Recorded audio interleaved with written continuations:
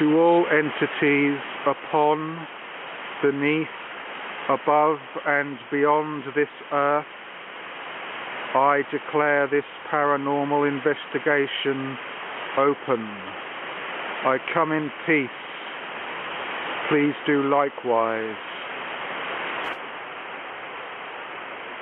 Of course, there was no electric lighting here before, when there was the silent darkness. Can you hear?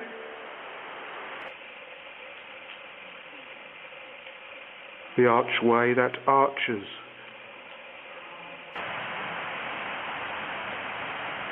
U-turn. Back out the way we came. These are the scary steps. They don't look particularly scary at the moment, but at night it's an altogether different scene. You'll note that the stairs are there and there is running water immediately in front of it on both sides to stop any witches or obviously entities crossing the running water and getting into the village. Now,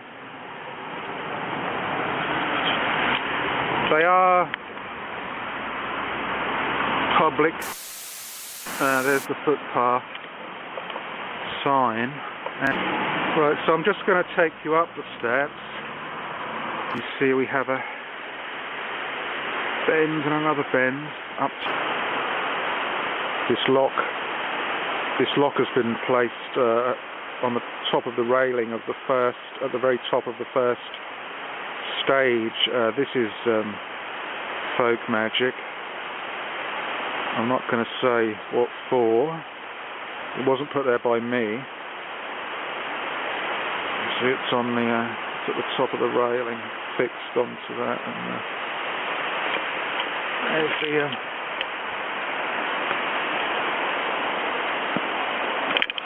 the bends.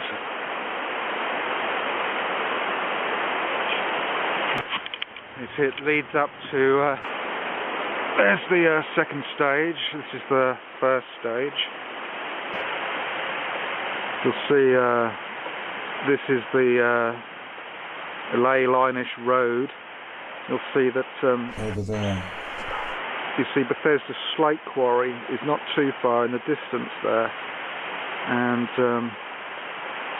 blowing up all this slate out of Mother Earth has also brought up a lot of quartz crystals, so that is a very transceiving area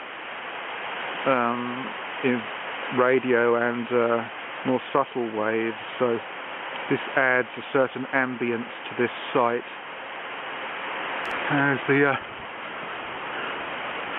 other end, slight incline here.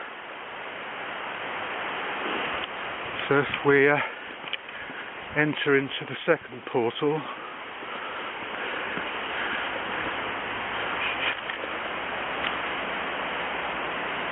this is the second portal, obviously fenced off with a interesting X marks the spot symbol left in the architecture. One wonders if this is deliberate, as in the old mason signs found carved on old buildings. This is quite obvious though. It's not secreted away as in the mason signs, but we'll see how it goes. So we enter the second portal.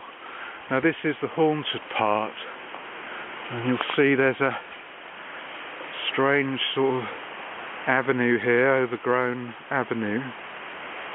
What happened here is quite remarkable. The avenue continues along in the opposite direction, although it's filled up with cut branches at the moment.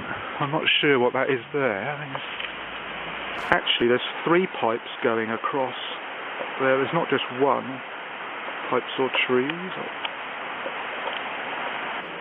Let's is the storage.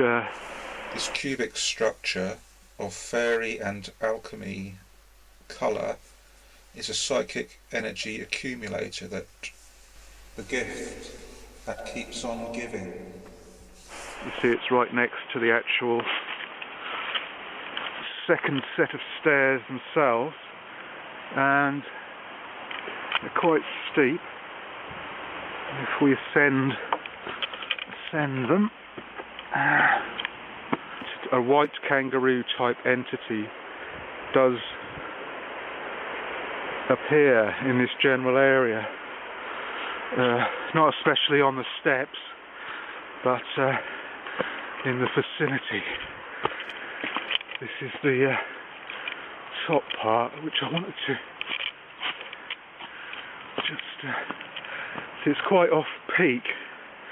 There's not many, there's no houses as one ascends. The only dwelling is at the very top here, which is next to this rotted seat. I noticed occult graffiti here sometime, maybe about 3 years ago. I haven't been here for quite a while, but you can imagine this place at night is quite creepy, let's say, anti-spooky. About 5 years ago, I was walking home from my friend's house at night, and it's pitch black here at the time, and I didn't have a torch or anything, and there's no street lights. And I was walking down here, sort of feeling my way by touch, attentively tapping my toes on these slate thingies that aren't even. That's another thing I wanted to mention. The stairs are not even in size and angle. See, there's no steps here. It goes down here. There's no step at all there until we get all the way to here, about 4 foot away. So one jolts and it's uneven, which is satanic. I got to about here, probably exactly here, and I noticed I noticed a sort of figure walking towards me, who was kind of illuminated, glowing white. And it wasn't until she was about 5 feet away that I realised, well, why is she glowing white? There's no street lights here, or no sort of electric lighting whatsoever. And as my eyes adjusted properly, I saw it was a middle-aged woman, slightly overweight, probably mid-40s, with a Macintosh on, a raincoat on, and she looked at me and smiled, and then said, "I'm dead," and sort of laughed slightly, and I said, "Oh, okay. I presume that must have been a ghost." I'm not sure what to make of it, but I wanted to add that with my branch of paranormal investigation, it's not really about taking photographs of blobs or blurry shapes or strange voices. I am very interested in EVP, but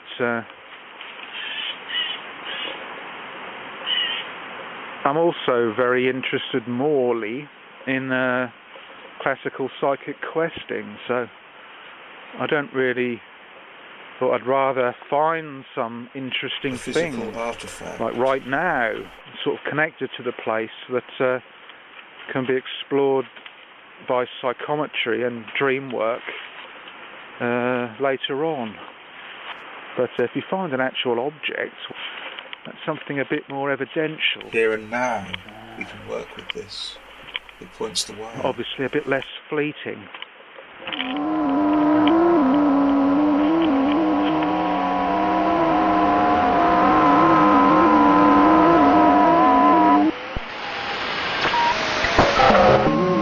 Can you hear? Can you hear?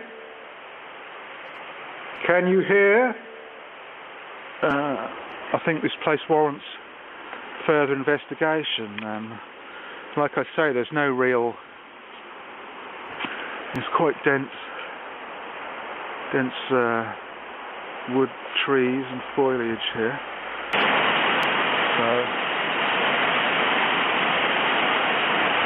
So to all entities who were observing me here, and I know you were watching, to you and any other entity, I am finishing this paranormal investigation now.